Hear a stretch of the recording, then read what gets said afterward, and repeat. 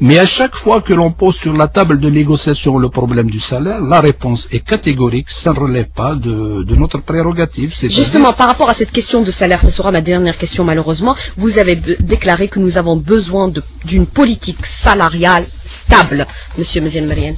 J'ai déclaré qu'on a besoin d'une politique salariale claire et stable, effectivement. Je crois actuellement, on est en train de répondre à certaines demandes d'une façon anarchique. Là, ce que l'on demande, qui est vraiment un schéma logique dans cette grille de salaire. C'est inconcevable, avec le même diplôme dans la fonction publique, quelqu'un soit classé à la 14 et d'autres soient classés à la 15. Donc, il faut rétablir ce schéma logique de telle sorte à se positionner, dire que j'ai eu ce que je mérite.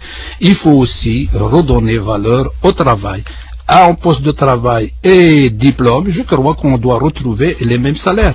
Et si vous permettez, on parle de salaire, mais vu que toutes ces augmentations alimentent l'inflation, et tout ceci encore fait perdurer la perte du pouvoir d'achat, sincèrement, cela ne sert à rien d'augmenter avec la main droite et de le retirer par l'inflation de la main gauche. Donc il faudra penser à une dynamique sociale, à mettre en place une politique économique productive de richesse pour assurer ce pouvoir d'achat. Il n'y a que ça qui peut. Lorsque vous savez que tout provient de l'étranger, j'ai eu une réflexion une fois devant les journalistes.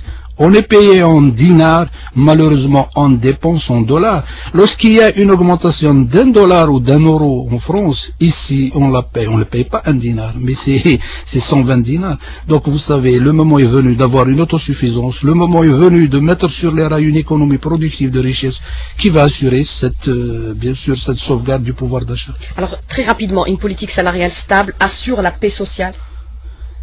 Elle peut assurer la paix sociale. La paix sociale, elle n'est pas assurée uniquement avec le salaire. Il faut aussi qu'il y ait une justice sociale. Il ne faut pas qu'il y ait passe droit. Il ne faut pas qu'il y ait... vous savez, vous me donnez l'occasion de rebondir sur aussi un aspect dont j'ai parlé, c'est le recrutement. Le recrutement, il doit être basé uniquement sur un critère de compétence.